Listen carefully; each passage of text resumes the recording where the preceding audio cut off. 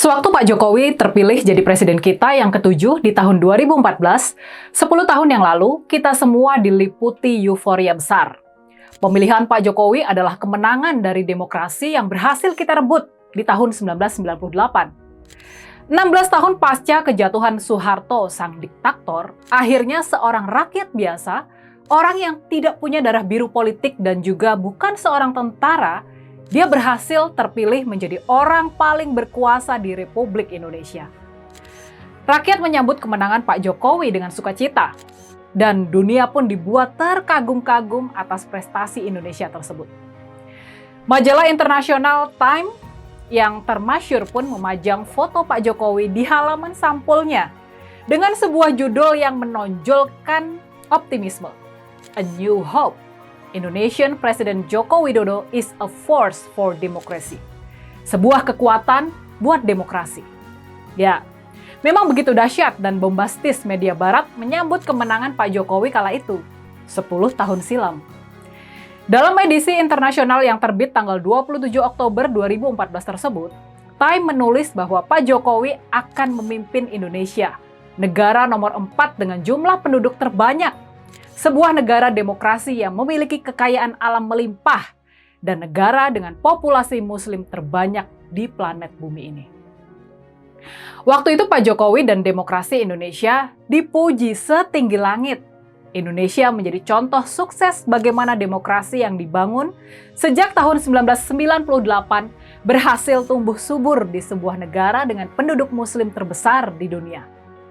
Tapinya nih, pada kenyataannya, waktu itu tidak banyak yang menyadari bahwa ada sesuatu yang rapuh dalam demokrasi kita. Ada sebuah ancaman yang tengah mengintai. Ini semacam bom waktu yang menunggu buat meledak. Di tengah kisah sukses demokrasi Indonesia dan Jokowinya ketika itu, yang dipuji di seantero dunia, pada kenyataannya pondasi-pondasi demokrasi kita masih sangat rapuh. Makanya kalau sekarang 10 tahun kemudian, di pemilu tahun 2024, demokrasi Indonesia seperti tiba-tiba runtuh. Suara dan aspirasi rakyat kalah oleh bansos, politik uang, dan tekanan aparat.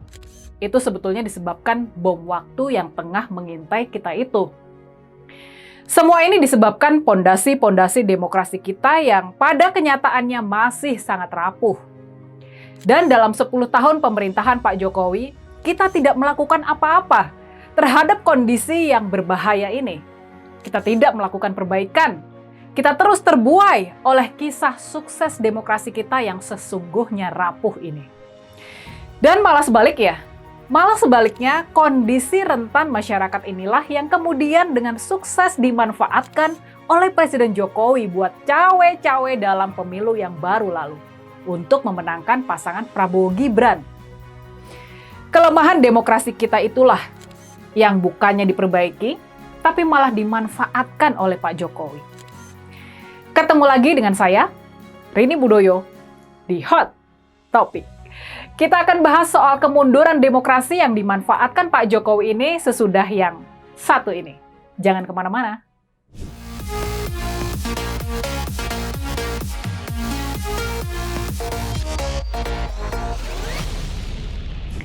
Ada sebuah cerita yang penting buat kita ketahui tentang pemilu di tahun 1955. Pemilihan umum kita yang pertama sekitar 70 tahun silam. Waktu itu upaya-upaya politik uang, pemberian amplop buat membeli suara rakyat sudah mulai dilakukan oleh para calon anggota legislatif yang nakal. Tapi di masa itu, di era kakek nenek kita yang sering anak-anak muda zaman sekarang ejek sebagai para boomers yang kolot dan ketinggalan zaman, di era tersebut rakyat akan marah kalau mendapati ada politisi yang mencoba menyuap dirinya. Rakyat bukan cuma menolak politik uang, tapi dia bahkan bakal marah dan merasa diremehkan, merasa dilecehkan oleh para pelaku politik uang. Rakyat di zaman Orde Lama punya kesadaran politik yang tinggi. Jadi, walaupun di era tersebut tingkat buta huruf rakyat kita masih sekitar 90%, 9 dari 10 rakyat Indonesia tidak bisa baca tulis, Tapi mereka ini punya kesadaran politik dan harga diri sebagai rakyat pemilih dan manusia yang merdeka. Tanpa perlu bisa baca tulis, rakyat punya kecerdasan politik, kemandirian pendirian, dan juga akhlak yang masih terjaga mulia. Kejujuran masih menjadi nilai penting dalam masyarakat di masa itu. Sebagaimana dilantunkan dalam lagu pemilihan umum, rakyat menyambut gembira pesta demokrasi pemilu di tahun 1955, pemilu yang sangat demokratis, bebas kecurangan, dan damai. Memutar waktu 70 tahun ke depan, ke tahun 2024, kondisinya sudah jauh berbeda. Sudah terbalik 180 derajat. Sekarang ini, walaupun rakyat kita mestinya sudah jauh lebih cerdas, hampir 100% rakyat bisa baca tulis, tapi politik uang, pemberian amplop buat membeli suara rakyat malah semakin marak, semakin terang-terangan, dan bahkan menjadi norma kelaziman. Memang kesadaran rakyat sudah dirusak di era 32 tahun Orde Baru yang otoriter. Di masa inilah, suara rakyat bisa dan biasa dikondisikan untuk kemenangan golongan karya, kemenangan Golkar, kelompok elit penguasa di zaman Soeharto tersebut. Dan ini fatalnya kita. Kerusakan mentalitas dan partisipasi rakyat di era Orde Baru tersebut gagal kita tanggulangi ketika Indonesia masuk ke era reformasi, masuk ke era demokrasi. Inilah salah satu pondasi demokrasi yang rapuh tadi, yang sangat teramat rapuh, namun gagal buat kita perbaiki dalam 25 tahun era reformasi ini. Maka untuk kemenangan Pak Jokowi di tahun 2014, kita perlu berterima kasih kepada Presiden SBY waktu itu. Presiden Susilo Bambang Yudhoyono yang sudah membiarkan pemilu dan Pilpres 2014 berlangsung tanpa intervensi bansos dan aparat pemerintah. Tanpa intervensi polisi dan tentara. Inilah yang memberi peluang kepada rakyat biasa seperti Pak Jokowi untuk bisa sukses terpilih menjadi presiden. Maka disinilah ironi, sebuah ironi besar terjadi. 10 tahun berselang di tahun 2024, kemandirian politik rakyat bukan cuma gagal dibangun oleh presiden rakyat tersebut. Gagal dibangun oleh Pak Jokowi, tapi malah sebaliknya. Praktek politik bansos dan politik uang yang sebelumnya marak di tingkat daerah, di ajang pilkada, politik bansos dan politik uang ini malah dibawa masuk oleh Pak Jokowi ke arena nasional, ke ajang Pilpres dan Pileg 2024.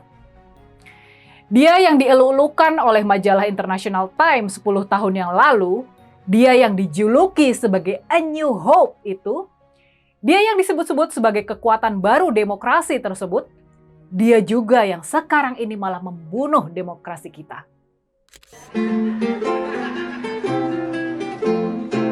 Pemilihanmu telah memanggil kita, seluruh rakyat menyambut gembira.